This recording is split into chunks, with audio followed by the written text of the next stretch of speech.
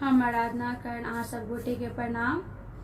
आइ एकटा भगवती के सुनाबा जा रहल छी मैथिली गीत माला के माध्यम से। अहाँ सबके अगर नीक लागे तो कमेंट करब, लाइक करब, शेयर करब और ज़्यादा से ज़्यादा शेयर करब ताकि बहुत सारे लोग तक पहुँच सके और हमारे वीडियो के सहमति देव एहि प्रतियोगिता के लिए। मैया बाजू ने कनी, मैया बाजू ने कनी, किया बिगड़ल छे पुत्र सपने, किया बिगड़ल छे पुत्र सपने, बाजू ने कनी, मैया बाजू ने कनी, जल चढ़ायब फूल चढ़ायब, चढ़ायब अक्षति चारि, जल चढ़ायब फूल चढ़ायब, चढ़ायब अक्षति चारि, धूप दीप संग हम चढ़ायब, धूप दीप संग हम चढ़ायब, नैवेद्य भरि क थारी, मैया बाजू ने कनी, रोज भोर में अपने सो हम जायब ये फुलबारी, रोज भोर में अपने सो हम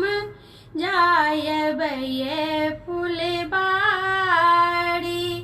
अड़हुल आनब गेंदा आनब, अड़हुल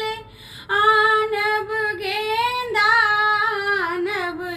आनब दूबी उखाड़ी, मैया बाजू ने कनी, किया बिगड़ल छे पुत्र सपने, किया बिगड़ल छे पुत्र सपने, बाजू ने कनी,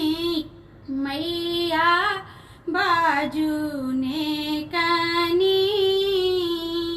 गोबर सो हम रोज निपबैये अपने साचिन बारी, गोबर सो हम रोज निपबैये अपने साचिन बारी, आचरिया आरती चढ़ा क मैया, आचरिया आरती चढ़ा क मैया, पातर देव भरि थारी, मैया बाजू ने कनी, किया बिगड़ल छे पुत्र सपने, किया बिगड़ल छे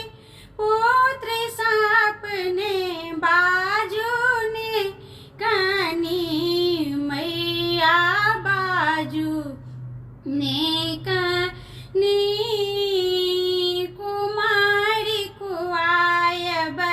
बटुक खुआयब, खुआयब ब्राह्मण चारि,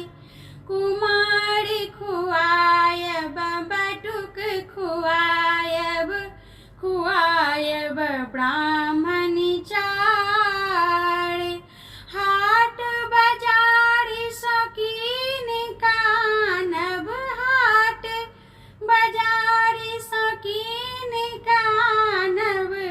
रसगुल्ला रसधारी, मैया बाजू ने कनी, किया बिगड़ल छे पुत्र सपने, किया बिगड़ल छे पुत्र सपने, बाजू ने कनी, मैया बाजू ने कनी, हे मैया बाजू ने कनी।